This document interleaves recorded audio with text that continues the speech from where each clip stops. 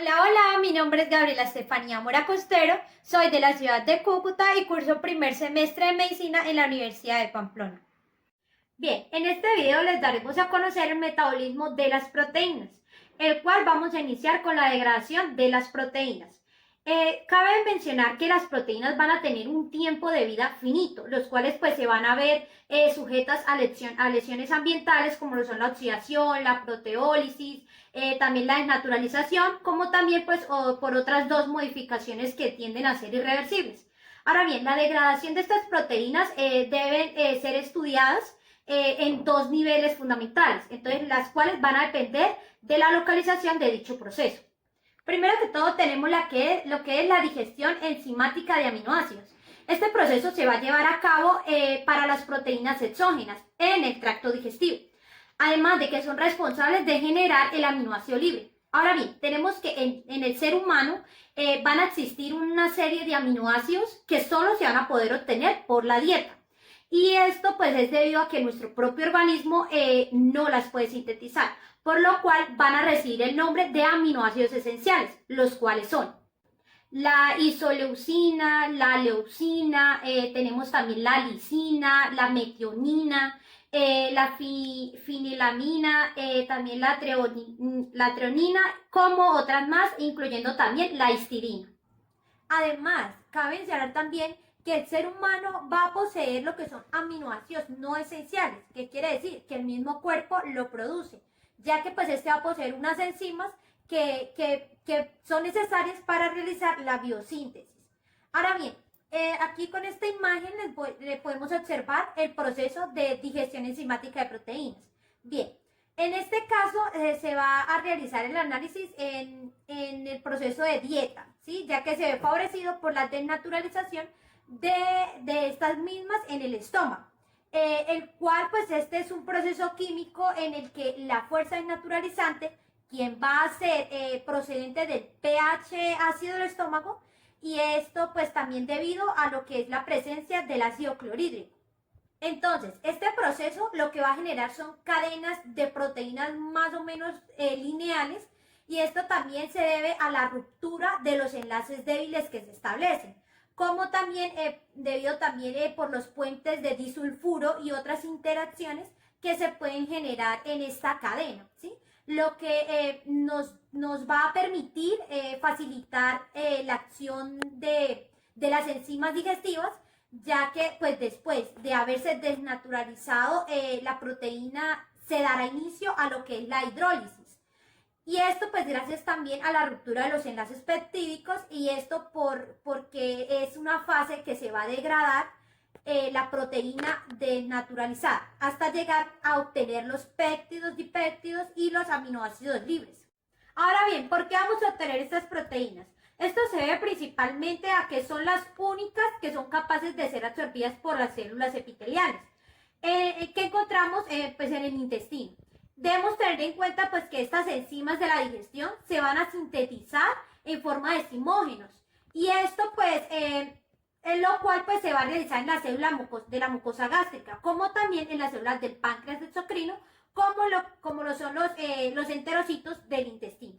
Ahora bien, hablando de los zimógenos, a continuación les voy a presentar algunos de estos, los cuales se darán a conocer lo que son las enzimas de cada uno de estos, que van a ser responsables de la digestión de las proteínas. Ahora bien, los tipos de zimógenos los podemos encontrar en dos partes fundamentales de nuestro cuerpo, en la parte estomacal y en los intestinos. Ahora bien, en la parte estomacal encontramos lo que son los pepsinógenos. Estos van a entrar en contacto con el pH del ácido estomacal, lo cual pues se va a convertir en una pepsina activa. Por lo tanto, el péptido que se mantiene inactivo al pepsinógeno pasará a ser una proteína más. Otra de estos zimógenos es la renina, la cual esta pues es una proteasa que va a actuar sobre las caseínas de la leche, ¿sí? Permitiendo así su digestión. Por lo tanto, pues esta tiende a ser muy importante durante el periodo de lactancia. Acá hay que mencionar que pues estas enzimas tienden a formar lo que son grandes fragmentos de péptidos, los cuales pues pasarán luego al intestino. Ahora bien, tenemos el zimógeno que encontraremos a nivel intestinal, el cual es el enteropeptidasa, el cual este va a actuar sobre el tripsinógeno para así poder generar la tripsina, la cual va a poseer una capa proteolítica, lo que quiere decir que pues esta puede actuar sobre su propio simógeno como también sobre otros, como lo son las siguientes: las proteolactasas, las procarboxipeptidasas, el quimotripsinógenos. Estos pues los cuales van a originar lo que son las lactasas, las carboxipeptidasas y las quimotripsinas respectivamente. Es por eso que ya para finalizar con el proceso de digestión de los dipéptidos, tripéptidos y aminoácidos libres, se va a asimilar pues lo que respecta con las células intestinales, especialmente en el yeyuno, y esto mediante transportadores específicos dependientes del Na+. Mediante lo que es el proceso de absorción intestinal. Además, cabe resaltar que estos péptidos después de ser absorbidos, se van a hidrolizar en el enterocito. Y esto gracias a la dipeptidasa y la tripeptidasa, dejando así aminoácidos libres disponibles para ser aprovechados por la célula. Es por eso que cabe mencionar que estos aminoácidos pueden pasar a la sangre mediante dicho proceso, por lo cual estos se van a transportar por todo el organismo. Además, que también cabe resaltar que una patología tanto pancreática como intestinal puede llegar a generar un déficit en ciertas enzimas digestivas, dificultando este proceso de digestión. Ahora bien, tenemos lo que es el recambio proteico. Este proceso hace referencia a lo que respecta a la degradación de manera intracelular de las proteínas, y esto con el fin de poder degradar los aminoácidos de esta misma. Es por esto que se va a requerir el proceso de la proteólisis, el cual se va a clasificar en dos partes. Una que es la proteólisis lisosómica y la segunda que es la proteólisis citoplasmática. Es por eso que a continuación vamos a hablar un poco de lo que es el proceso de la proteólisis lisosómica. Cabe mencionar que esta va a ocurrir en vesículas intracelulares especializadas, como lo es el lisosomo, en el cual en el interior de este gránulo se va a encontrar lo que es el pH 5.5. Además de que también va a contener lo que son las proteasas y las hidrolasas, las cuales pues son las encargadas de realizar la digestión de estas proteínas. Además de que cabe mencionar que pues la digestión puede llegar a ser de dos tipos. Una, la autofagia, y la otra que es la heterofagia. La autofagia se va a encargar de procesar proteínas de tipo de membrana, de receptores hormonales o también de los ribosomas, la cual pues es importante resaltar que esta pues va a tratar proteínas básicamente intracelulares. Ya las heterofagias van a actuar sobre proteínas extracelulares que pues son aquellas capturadas por los endocitos, y pues en esta encontramos lo que son las que son procedentes de las lipoproteínas, como lo son las LDL. Ahora tenemos el proceso de la proteólisis citoplasmática. En este se va a llevar a cabo la degradación de las proteínas, las cuales tienen lugar a partir de las proteasas, que van a ser pues dependientes del CA+2, como lo es la calpaina.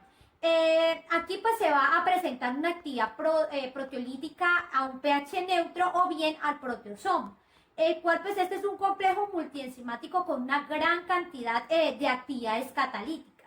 Ahora bien, con respecto a su estructura, este tiene un aspecto de barril, el cual pues va a permitir la entrada y la digestión de proteínas que han sido previamente marcadas por la unión de pequeñas moléculas conocidas como ubiquitina. Ya terminado lo que respecta al proceso de digestión, se pasará al mecanismo de absorción, el cual se va a realizar mediante transporte activo secundario acoplado al sodio. Aquí la mayor parte de los productos de la digestión de dichas proteínas serán absorbidos por el intestino delgado y grueso, y es donde llegarán pues solo pocas cantidades, las cuales pues después se catalizarán por la flora intestinal.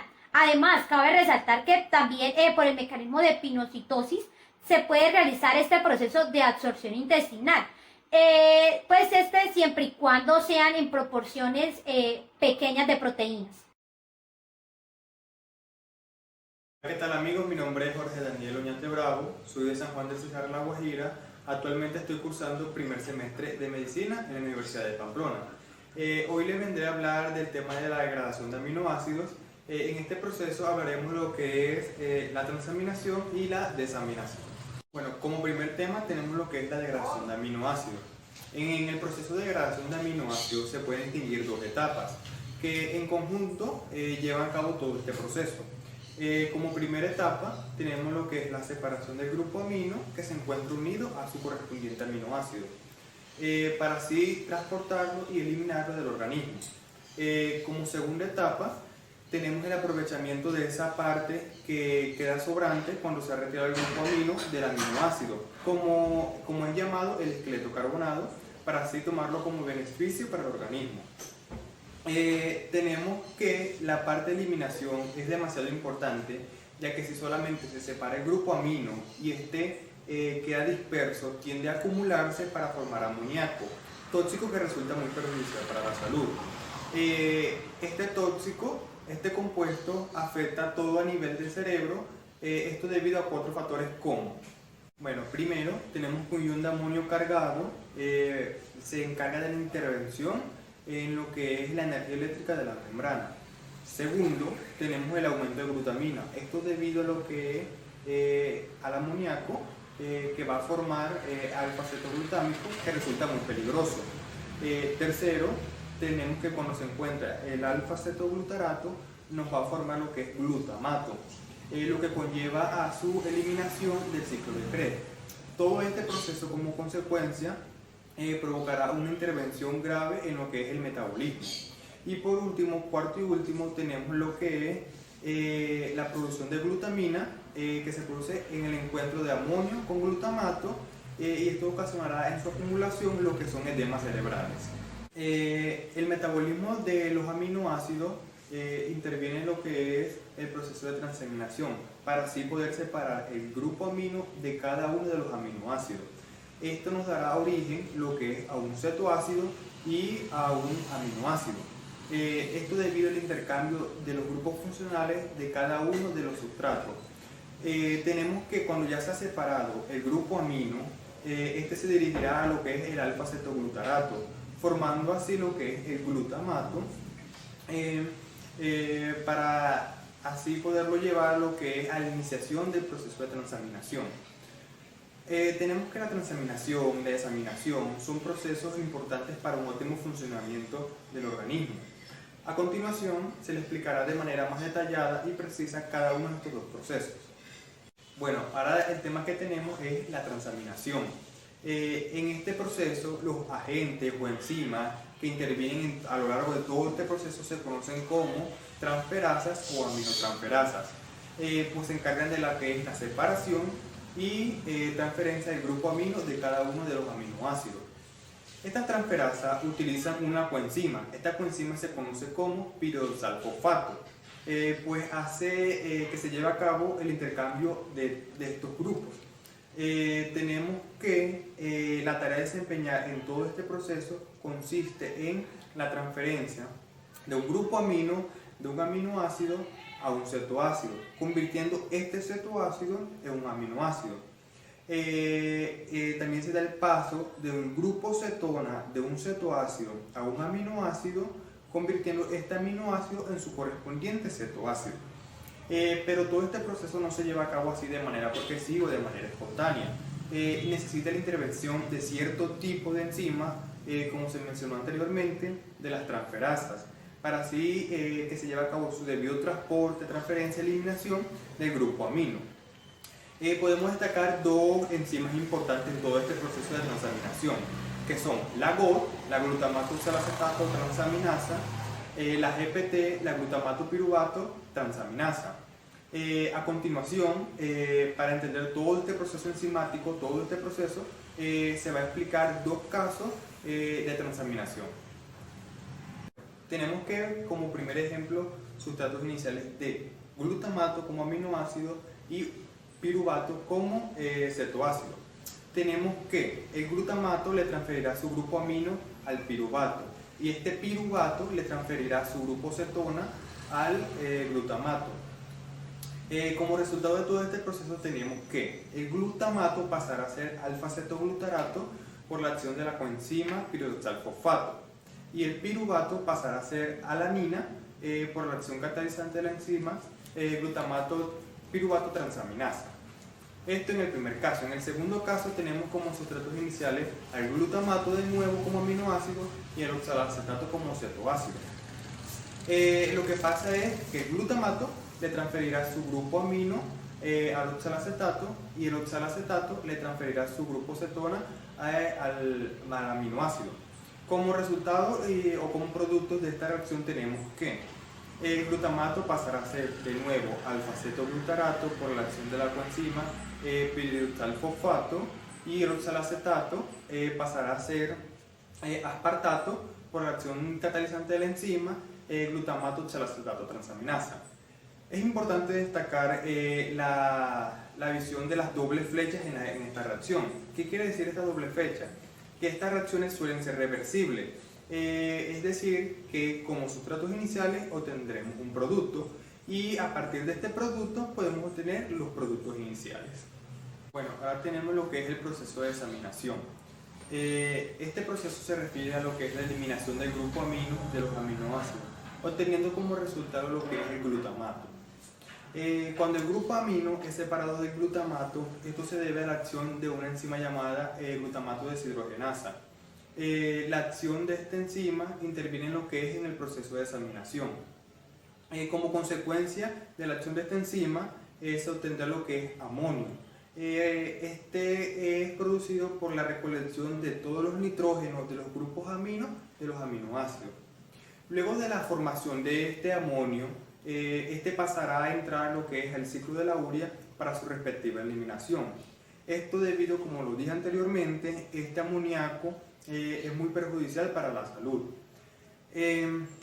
Tenemos como sustratos iniciales para obtener este proceso el glutamato se va a hacer reaccionar lo que es con una molécula de agua.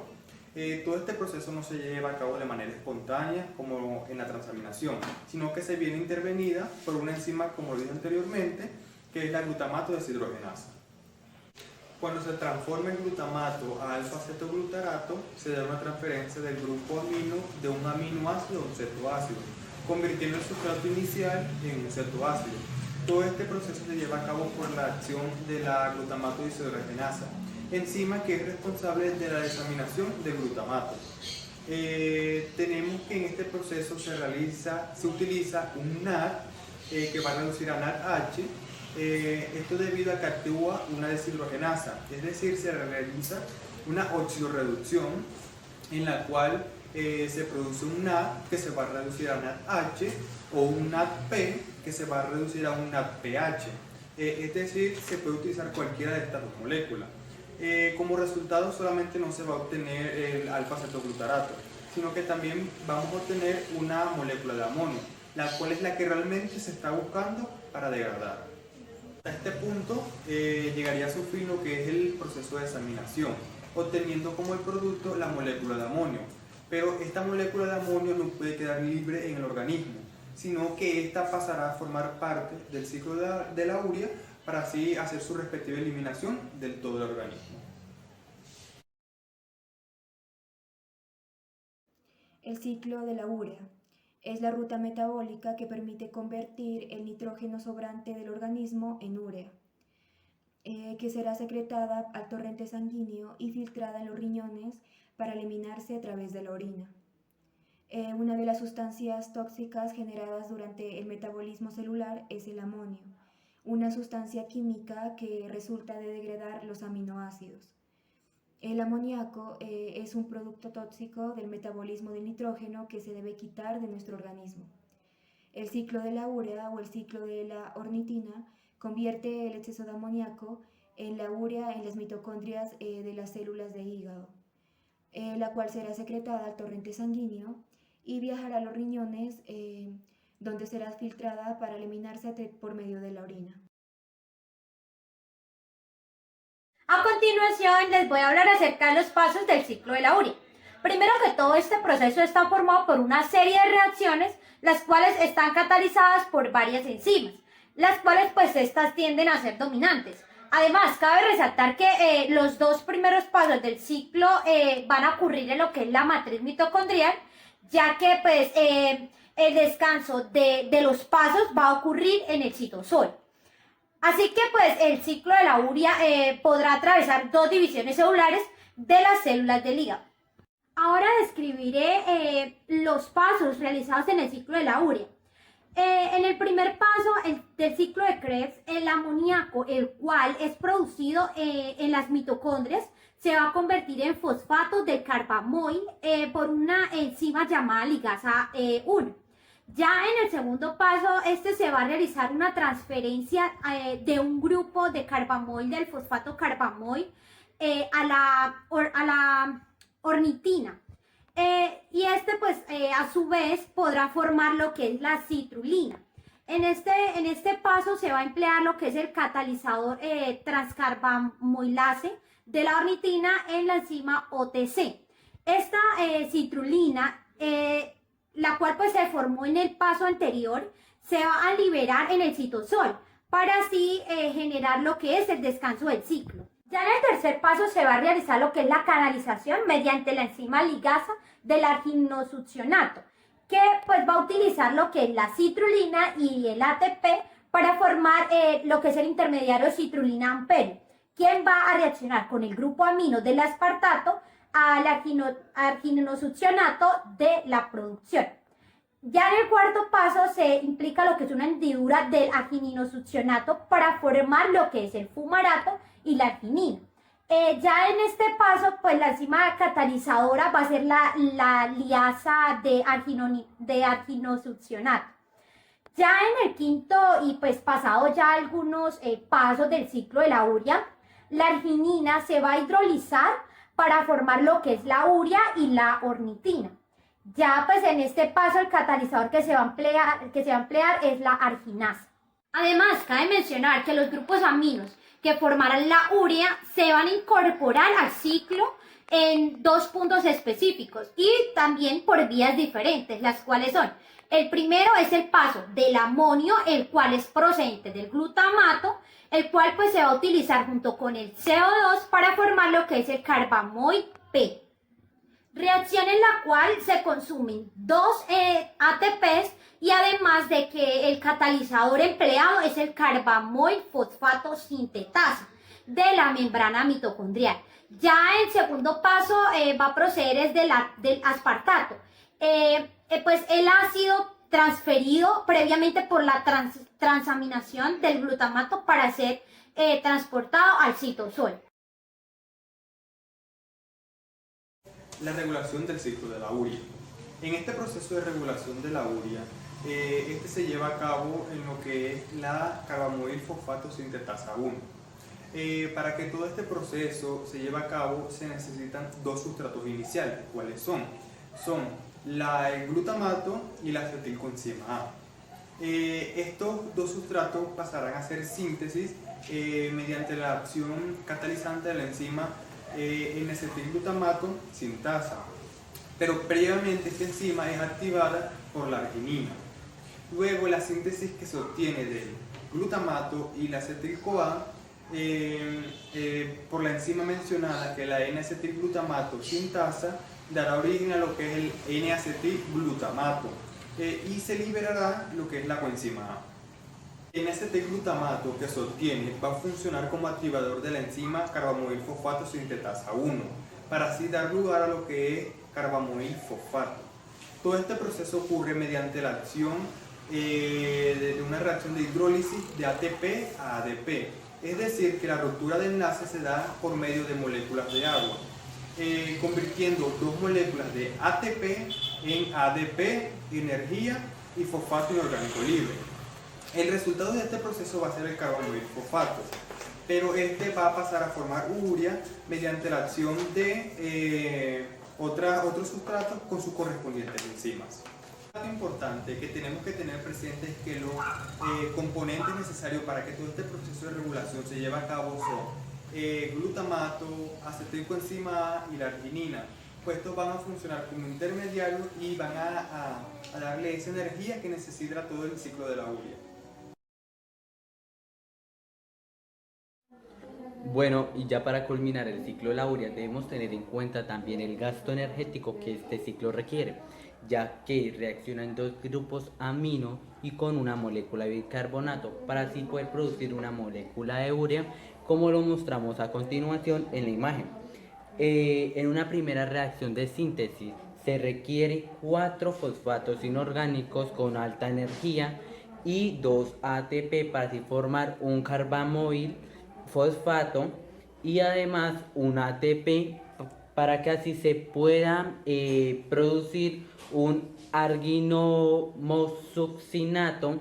En una segunda reacción tenemos presente un ATP que hidroliza un AMP y un pirfosfato inorgánico que puede ser nuevamente hidrolizado para así formar dos fosfatos inorgánicos. Tras diversos estudios se ha podido calcular que en algunos animales se pierden aproximadamente el 15% de toda la energía que proviene del ciclo de la urea. La relación que encontramos tanto en el ciclo de la urea como en los ácidos tricarboxílicos es que disminuye el gasto de energía en la síntesis de la urea, ya que este ciclo nos conlleva a la transformación de un oxalacetato en fumarato, para que así pueda realizar de nuevo la transformación de fumarato a oxalacetato, lo cual nos produciría una molécula de NAD. Esto nos generaría o obtendríamos 3 ATP en la respiración mitocondrial, lo que nos reduce el cambio en la síntesis de la urea. En la imagen que tenemos a continuación nos muestran la relación que existe tanto en el ciclo de la urea como en el ciclo de Krebs.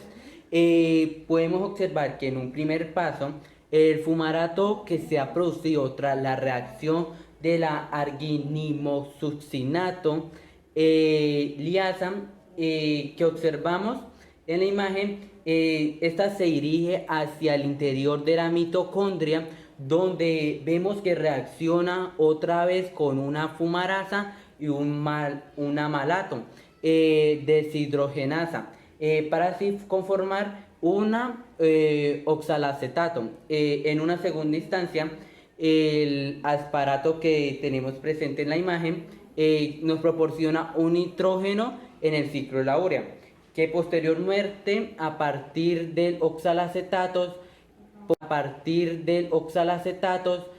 por transaminación parte del glutamato. Podemos percibir que tanto hay una relación tanto en el ciclo de la urea como en el ciclo de Krebs, lo cual ha llevado a decir que este ciclo es un doble ciclo de Krebs. Hola, mi nombre es Dayana Vanessa Armero Martínez y en esta ocasión hablaré sobre el destino del esqueleto carbonado. Antes de empezar debemos recordar qué son los aminoácidos. Los aminoácidos son las unidades que forman las proteínas, están formados por un grupo amino y un grupo carboxilo. En nuestro organismo todos los tejidos tienen cierta capacidad para síntesis y remodelación de aminoácidos, pero el hígado es el sitio principal para el metabolismo de estos. Cuando existe una correcta suplementación dietaria, el nitrógeno es eliminado vía transaminación, desaminación y síntesis de la urea. Los esqueletos carbonados pueden conservarse como carbohidratos o como ácidos grasos. El catabolismo. Los aminoácidos llegan al hígado. Este se encarga de tomarlos y convertir el grupo amino en el ciclo de la urea, y el esqueleto carbonado ya sea en glucosa o en cuerpos cetónicos. Con el proceso de gluconeogénesis, la glucosa producida en el hígado es enviada a tejidos periféricos como cerebro y eritrocitos. Por parte de los cuerpos cetónicos se puede metabolizar tanto en el cerebro como en el músculo estriado esquelético o corazón. ¿Qué son los esqueletos carbonados? Los esqueletos carbonados son la parte que queda luego de una reacción de desaminación oxidativa, transaminación, transdesaminación y otras, que es la liberación del grupo amino de los aminoácidos en forma de amoníaco. El resto del aminoácido se convierte en un cetoácido a piruvato. oxalacetato o el alfa-cetoglutarato. La eliminación de un nitrógeno alfa-amino por transaminación, una reacción catalizada por una aminotransferasa o transaminasa, es la primera reacción catabólica de todos los aminoácidos comunes excepto la prolina, hidroxiprolina, trionina y lisina. El esqueleto de hidrocarburos que permanece es degradado hacia intermediarios anfibólicos. La transaminación es la reacción inicial más frecuente en el catabolismo de aminoácidos. Las reacciones subsiguientes eliminan cualquier nitrógeno adicional y reestructuran los esqueletos de hidrocarburos para la conversión hacia oxalacetato, alfa-cetoglutarato, piruvato y acetil-CoA. El destino de los esqueletos carbonados de los aminoácidos. La cadena carbonada de los aminoácidos, una vez que han perdido el grupo amino, pueden seguir diferentes destinos metabólicos. Cuando su esqueleto carbonada se transforma en metabolitos que pueden convertirse en glucosa, los aminoácidos son denominados glucogénicos, y cuando su cadena carbonada se transforma en acetil-CoA y cuerpos cetónicos, los aminoácidos son llamados cetogénicos. Las cadenas carbonadas de algunos aminoácidos pueden derivar hacia ambos destinos. Las cadenas carbonadas de los 20 aminoácidos se degradan hacia tan solo 7 moléculas: piruvato, acetil-CoA, acetoacetil-CoA, alfa-cetoglutarato, succinil-CoA, fumarato y oxalacetato. Y como habíamos mencionado anteriormente, los catabolismos se pueden clasificar en 3: glucogénicos, cetogénicos y mixtos. Los aminoácidos glucogénicos se degradan hacia piruvato, alfa-cetoglutarato, succinil-CoA, fumarato o oxalacetato. Luego, por ello, pueden ser precursores de la glucosa.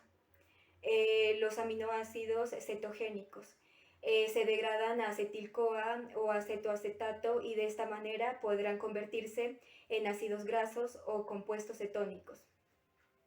La alanina sufre un proceso de transaminación y se convierte en piruvato. Esta reacción es catalizada por la alanina transaminasa, y cuando la alanina reacciona con alfa-cetoglutarato o con oxalacetato para generar glutamato y ácido espártico respectivamente. El catabolismo de la glutamina. La glutamina está involucrada en numerosas vías metabólicas en distintos órganos y sistemas, en el metabolismo intermediario celular, y participa en el ciclo de Krebs como donante de grupos hidrocarbonados.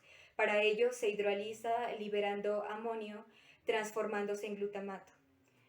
Participa como sustrato primordial en la neoglucogénesis hepática, a la vez que forma parte del ciclo de la urea.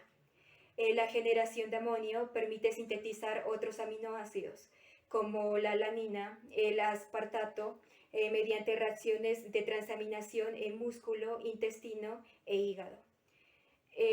La desaminación de glutamato genera nicotina adenosin dehidrogenasa e involucra la regeneración de glutatión. Junto con la alanina es el transportador de nitrógeno al riñón. Por todo ello, la glutamina se ha considerado como el aminoácido más versátil de la fisiología humana, y de ahí su importancia como nutriente. La trionina aldolasa divide la trionina en lisina y acetaldehído. La oxidación de acetaldehído a acetato es seguida por la formación de acetil-CoA. La leucina es un aminoácido esencial y es uno de los 20 aminoácidos utilizados por las células para sintetizar proteínas. Este aminoácido es parte tanto del grupo mixto como de citogénico, y al igual que la lisina forma acetil-CoA sin pasar primero por el piruvato. La leucina se oxida por una combinación de reacciones utilizadas en la beta-oxidación y la síntesis de cuerpos cetónicos. La leucina da lugar como producto final de su degradación a acetil-CoA y a acetato. A continuación nombraré brevemente algunos de los otros aminoácidos junto al intermediario que forman. La lisina forma acetoacetil-CoA y leucina forma succinil-CoA o fumarato. fenilanina forma fumarato o acetoacetil-CoA, triptófano forma piruvato, acetoacetil-CoA o acetil-CoA. La glutamina y el glutamato forman alfa-cetoglutarato, la asparagina y el aspartato forman oxalacetato. La transaminación de alfa-alanina forma piruvato. La prolina forma glutamato y luego alfa-cetoglutarato. En conclusión, podemos decir que los aminoácidos pueden ser glucogénicos, cetogénicos o ambos. Los glucogénicos son los que son capaces de generar piruvato o intermediarios del ciclo de Krebs como alfa-cetoglutarato o oxalacetato. En cambio, los cetogénicos generan solamente acetil-CoA. En periodos de ayuno, los esqueletos carbonados se utilizan como fuente de energía, rindiendo CO2 y H2O. Hola, mucho gusto, mi nombre es Sebastián Monsalve y a continuación vamos a hablar sobre la función precursora de los aminoácidos. Los seres humanos no pueden sintetizar los 20 aminoácidos totales que conforman el genoma humano, a diferencia de otros organismos como organismos unicelulares, ejemplo las bacterias que sintetizan 20 aminoácidos independientemente. Los precursores de los aminoácidos se aplican en la síntesis de algunos otros aminoácidos como lo son el aspartato, la fenilalanina, la treonina, la serina y el glutamato. Ejemplo, la tirosina genera fenilalanina. Por otro lado, la cisteína, la glicocola genera serina. Asimismo, el aspartato puede generar asparagina o también dar paso a la metionina, a la lisina y a la treonina. Y esta última genera el mismo modo la isoleucina. Seguidamente, el alfa-celoglutarato, el oxalocetato, la ribosa 5-fosfato y el fosfoglicerato, tres sustratos que se unen en diferentes reacciones para así generar otros aminoácidos como son el glutamato, el aspartato, la histidina y la serina respectivamente. El glutamato es generado por el alfa-cetoglutarato que puede generar del mismo modo la glutamina. Ya si hablamos en otro caso, el piruvato genera la alanina, a la valina y a la leucina, mientras que la eritrocina 4-fosfato y el fosfoenolpiruvato se unen para generar lo que conocemos como fenilanina, la tirosina y la triptófano. Debemos tener en cuenta que hay 8 tipos de funciones precursoras, los cuales son la síntesis de porfirinas, la síntesis de histanina, la síntesis de creatinina y creatina, la síntesis de proteínas, la síntesis de aminas biológicamente activas, los neurotransmisores, las hormonas tiroides y la síntesis de melanina y la síntesis de nucleótidos, lo cual lo vamos a ver a continuación. Bueno, iniciamos con la síntesis de porfirinas. En esta síntesis hay diferentes compuestos tetrapirrólicos que siguen una vía ya general y común entre ellos. Son diferenciados en etapas ya culminantes. Como muestra a continuación en la imagen, este proceso se inicia con el succumil-CoA, que tiene un origen en el ciclo del ácido cítrico, que se da en las mitocondrias y en la glicina. Pero primero que todo debemos activar esta glicina. Esta glicina es activada por medio del fosfato piridoxal. Ya teniendo esa glicina activada, reacciona con el succumil-CoA, lo cual nos genera el ácido alfa-amino beta cetoadípico, que respectivamente sufre una descarboxilación y se convierte en el delta-aminolevulinato, que es catalizado por la enzima alasintasa. Esta enzima permanece en el hígado y regula o controla la velocidad de biosíntesis de las porfirinas. Bueno, en una segunda reacción, como se muestra a continuación, la síntesis de ALA tiene lugar en las mitocondrias. En el citosol, 2 moléculas de ALA son condensadas para formar enzimas ALA deshidratasa, para casi formar 2 moléculas de agua y una de porfipilinógeno. Después de esa formación viene la formación del tetrapirrol, que presenta por la condensación de 4 moléculas de PBG, las cuales se unen cabeza con la cola. para formar así tetrapirrol lineal, hidroximetilbilano. La reacción es catalizada por un hidroporfirinógeno 1 sintasa, conocida también como PRG desaminasa. Después de eso, el hidroximetilbilano adquiere una estructura cíclica de manera espontánea para así formar un uroporfirinógeno 1 o convertirse en un uroporfirinógeno 3 por acción combinada del uroporfirinógeno 1 sintasa y uroporfirinógeno 3 con sintasa. Ya en un paso final, como muestran en las imágenes a continuación, la síntesis del gen comprende la incorporación del hierro ferroso a la protoporfirina mediante la reacción catalizada por el gen sintasa o el ferroquelatasa. En una segunda posición se encuentra la síntesis de histamina, que es un compuesto que actúa en los organismos como hormona y como neurotransmisor. Está formado por un grupo de aminas biógenas. En la imagen se muestra que hay un primer paso de descarboxilación del aminoácido histidina. Después hay una reacción catalizada por la enzima L. La histamina liberada en la sinapsis de las neuronas es degradada por una enzima acetaldehído, histidina descarboxilasa y una enzima, como se observa, deshidrogenasa. Bueno, en una tercera posición se encuentra la síntesis de creatina y creatinina. La síntesis de creatina se sintetiza principalmente en dos órganos, como lo son el hígado y el páncreas, mediante la acción de dos enzimas, las cuales son la arginina, la glicina y la amidinotransferasa AGAT, que genera el guanidinoacetato y el guanidinoacetato metiltransferasa o GAMT, y sintetiza la creatina. Esta es transportada por los tejidos a los que lo necesitan, especialmente los que son músculos y el cerebro, mediante un transportador específico. Ya para finalizar, la creatina y la creatina fosfato se reaccionan formando la creatinina, y esta sucesivamente pasa a un órgano, el cual es el riñón, y es secretada por la orina. Bueno, en una cuarta posición se encuentra la síntesis de proteína. Esta síntesis la llevamos a cabo en dos etapas, las cuales son la transcripción y la transducción. En la imagen a continuación se muestra el proceso de transcripción y el proceso de transducción.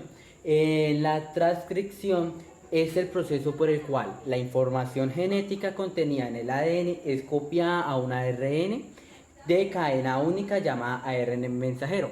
La transcripción es catalizada por una enzima denominada ARN polimerasa. Este proceso se inicia separando una porción de las dos cadenas de ADN, una de ellas una hebra sentido, la cual es utilizada como molde por el ARN polimerasa para incorporar nucleótidos bases complementarios dispuestas a la misma secuencia, en que la hebra de antisentido, la otra hebra, es complementaria a la hebra de sentido inicial, antes de que abandone el núcleo para dirigirse al citoplasma, donde allí se encuentra con el ribosoma. Este ARN mensajero maduro es el que migra hacia el citoplasma. Un único gen es el que puede codificar varias proteínas de ARN mensajero inicial. Puede ser cortado y empalmado en diversas formas. Por ejemplo, durante la diferenciación celular, en donde las operaciones de corte y pegado producen diferentes proteínas. Además, debe utilizarse un molde de síntesis de ARN mensajero, ya que el ADN también permite obtención de dos tipos de ARN. Encontramos en ellas el ARN de transferencia, el cual específicamente uno de los 20 aminoácidos es transportado hacia el ribosoma para incorporarlo a la cadena polipéptida en crecimiento, y un ARN ribosómico que conjuntamente con las proteínas ribosómicas constituye el ribosoma. Siguiendo con el proceso de síntesis de proteínas, encontramos el proceso de traducción. En este, el ARN mensajero maduro que contiene ya la información para que los aminoácidos se vayan constituyendo y ordenando correctamente en la cadena para así poder formar la proteína. Para ello, cada triplete de nucleótidos consecutivos o codón especifica un aminoácido. En la síntesis de proteínas se tiene lugar a la siguiente manera. Una de estas maneras es la iniciación. Este factor de iniciación, GPT y metionil T de ARN mensajero, forman un complejo donde se une a la sognia ribosómica grande. A su vez, el ARN mensajero y la sognia ribosómica más pequeña se unen al encontrar esta última el codón de iniciación que lleva el primero. Seguidamente, ambas sognias ribosómicas se unen. El metionil de ARN mensajero queda posicionado al frente del codón de iniciación. El GPT de los factores de iniciación se desprende, quedando así el ARN mensajero unido al ribosoma. Bueno, en esta imagen se muestra la transición de la iniciación hacia la elongación. En un segundo, el aminocetil T del ARN mensajero se coloca en la posición A de la sognia grande del ribosoma. Un complejo activado por el GPT que se ocupa en formar el enlace peptídico, quedando el péptido en crecimiento unido al aminocetil del T del ARN entrante. Al mismo tiempo, el primer T de ARN se separa del primer aminoácido y del punto P del ribosoma. En el ribosoma se mueve un triplete hacia la derecha con el que el peptidil del tARN queda unido al punto P y que había quedado libre anteriormente. El tercer aminocetil tARN se coloca en la posición A y se repite el procedimiento de forma de un enlace peptídico, quedando el péptido en crecimiento unido al LEU tARN entrante. Este se separa del segundo T del ARN, del segundo aminoácido y del punto P del ribosoma. Ya por último tenemos el proceso de terminación, donde el ARN mensajero que está traducido lleva un codón de terminación UAG. Cuando el ribosoma llega a este codón, la proteína ensamblada es liberada y el ribosoma se fragmenta en sus sognias, quedando listo para repetir nuevamente este procedimiento una y otra vez. Entonces ya no puede activarse la producción de eumelanina, sino solamente pueden acumular feomelanina. Bueno, en una sexta posición encontramos la síntesis de los nucleótidos. En esta síntesis se necesitan varias enzimas de síntesis de nucleótidos que se utilizan la glutamina y son un potente blanco de agentes cancerígenos.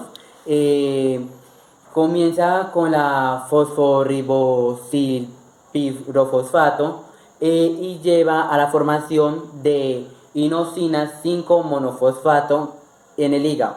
La purina se constituye sobre la ribosa, que ocurren varias reacciones de amidotransferencia y transformilización.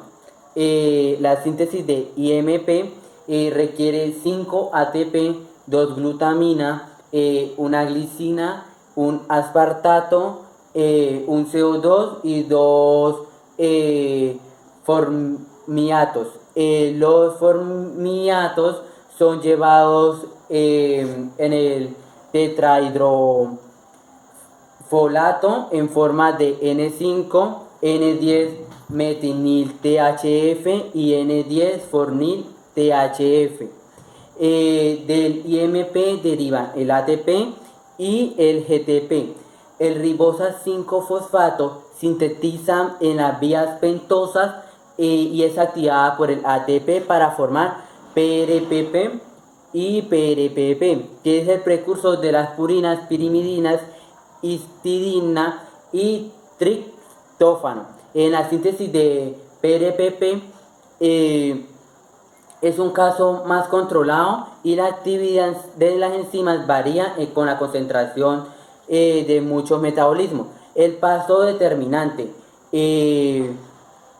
o comprometido inicial de la síntesis de las purinas es el desplazamiento que hay en el pirofosfato por el amonio para formar un 5-fosforibosil 1-amina, y la reacción es catalizada después, como se observa, por la glutamina fosforibosil amidotransferasa, y el PPI es hidrolizado y luego de la síntesis el fosforibosilamina en 9 pasos se ensambla en un anillo de purina, y varios de estos pasos son catalizados por una enzima multifuncionales.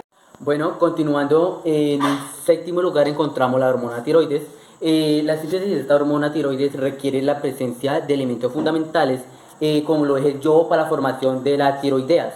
En grandes cantidades normales se requiere un adecuado aporte del oxígeno de yodo.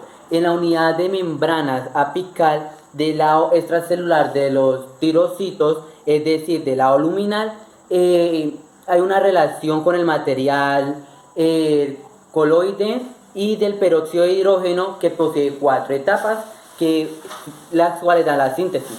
La primera, la captación. En el transporte del yoduro activamente mediante una proteína NIS que concentra el yoduro en el interior de tirocitos. Este yoduro transportado previene del extracelular, constituyendo lo que se conoce entonces como yodo del primer pol en el interior del tirocito. El transporte es la segunda etapa, el cual es el yoduro del primer y el segundo pol desde la membrana basal hacia la membrana apical del enteriocito, y por consiguiente la salida del ion alcoide mediante el PDS localizada en la membrana apical. En la parte de la oxidación, el yoduro es oxidado mediante la acción de la enzima tiroxidasa, y ya para culminar este proceso, la yodación, que es el yodomino, incorpora a la ATG mediante la tiroperoxidasa para producir las yodotirosinasas hormonales inactivas, y se forman monoyodotirosinasas y diyodotirosinasas a completamiento de las yodotirosinasas para formar yodotirosinasas hormonales activas.